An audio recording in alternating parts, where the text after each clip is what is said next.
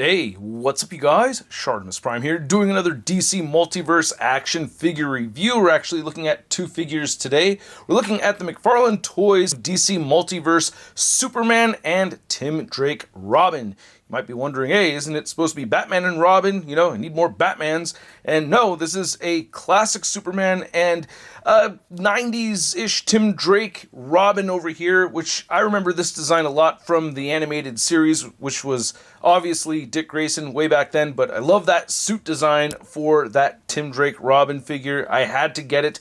And with these being a paired exclusive set, I had to get that Superman as well from Hush.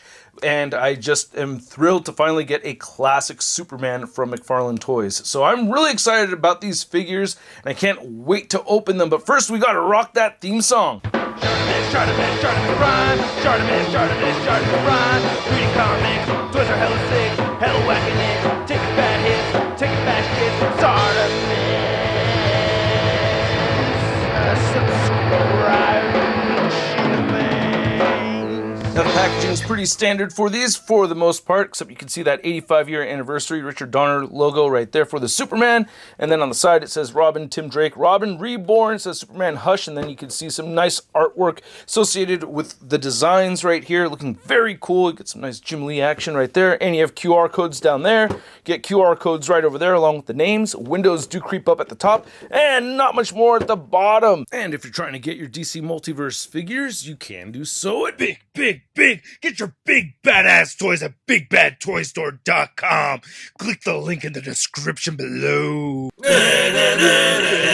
And here are the figures out of the packaging. And these are mostly repaint figures. We have a new head sculpt for Superman.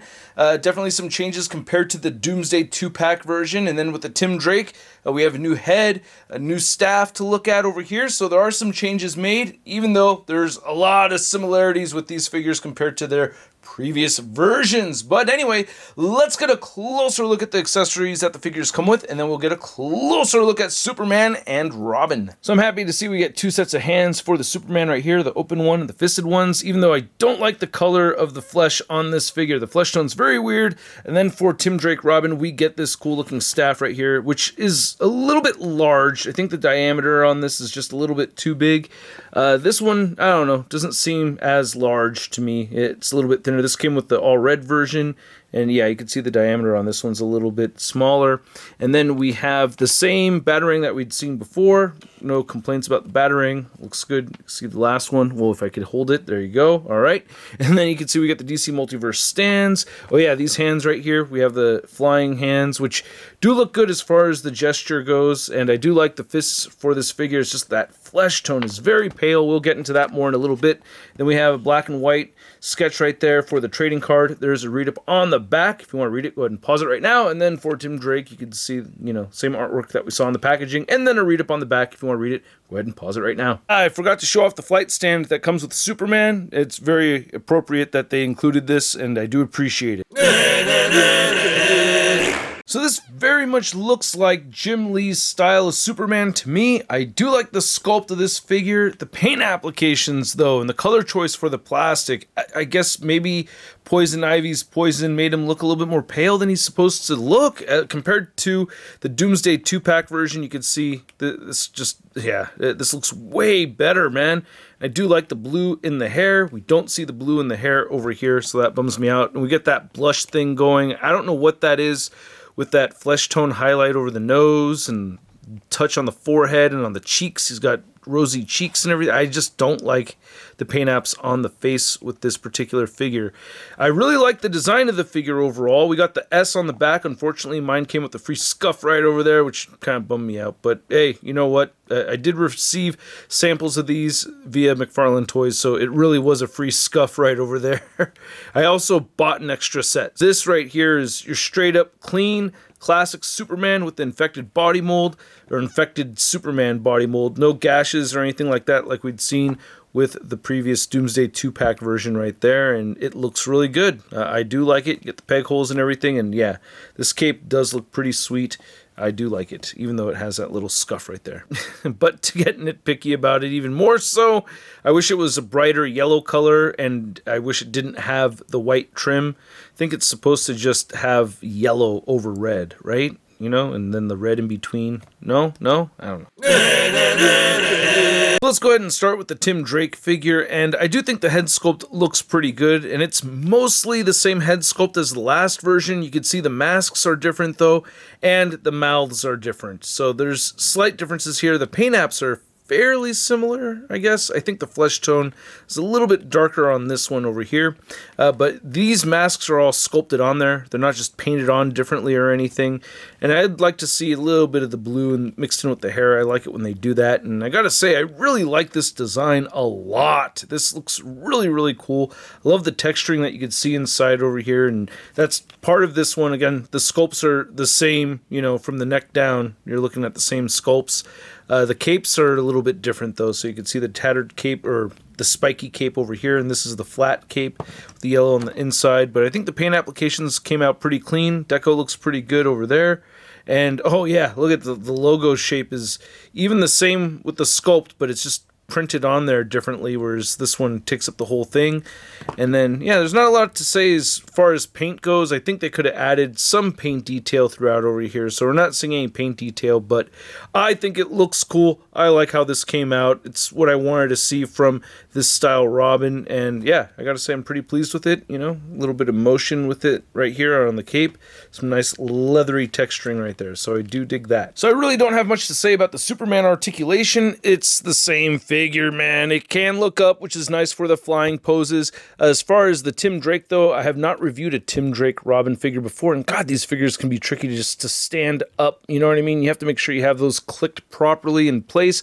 But anyway, looking at the Tim Drake figure, which I've never reviewed before, he can look up pretty far and look down a little bit. You get side-to-side motion, and he has great head tilting right there. He has a big chin, by the way. That is a lot of chin. Get the butterfly joints. They shift up and down, too. You can move the shoulders outward that much. They move down only that far. They cannot go in all the way. Rotate a full 360, kind of. You have to splay them outward to dodge the cape right there.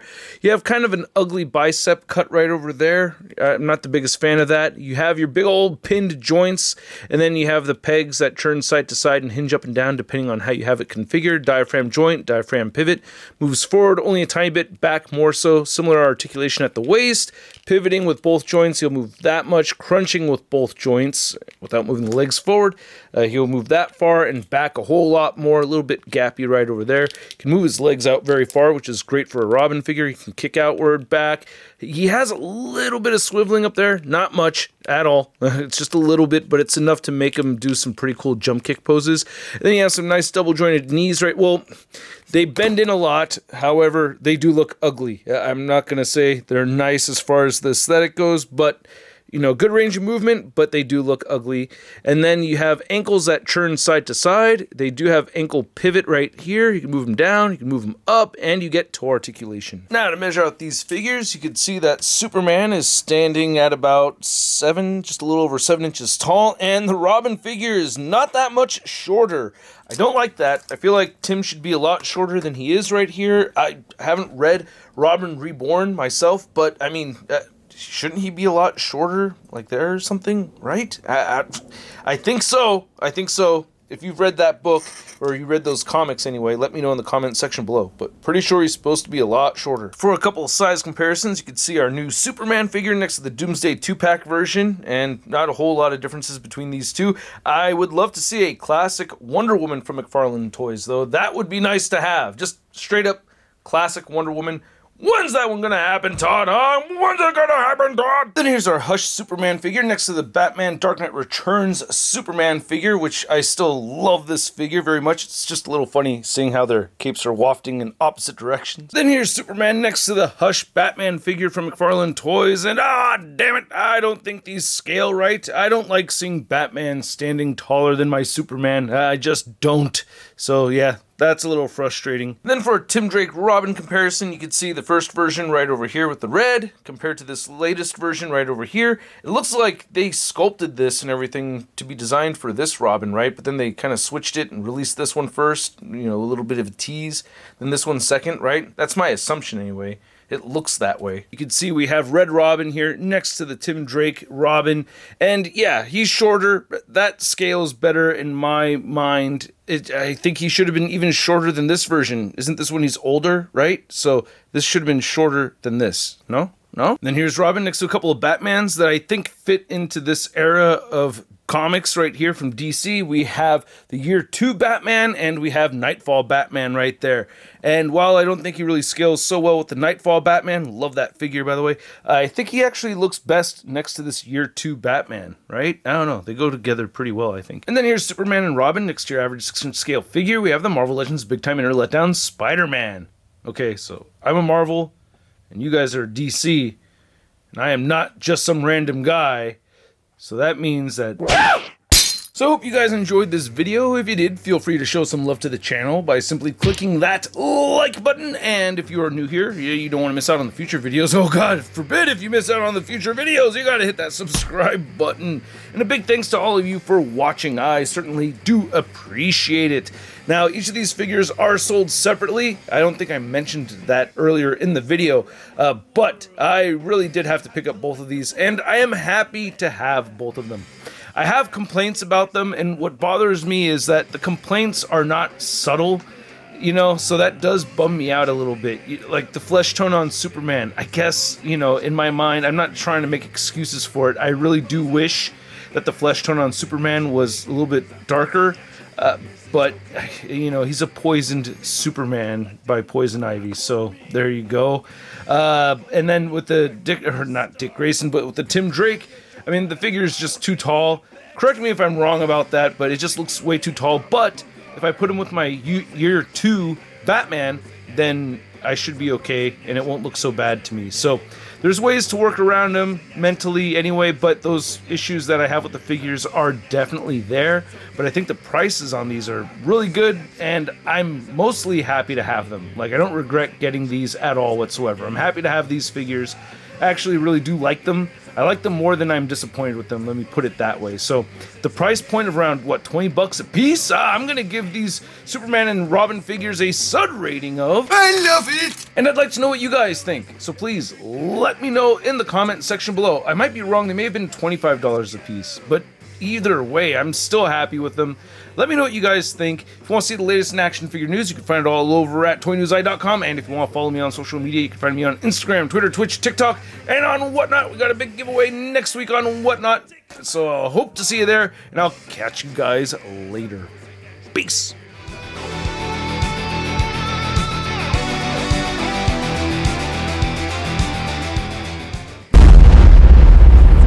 That's crispy.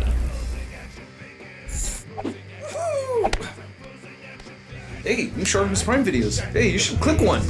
Yeah, click on one of them. Or subscribe if you haven't. Your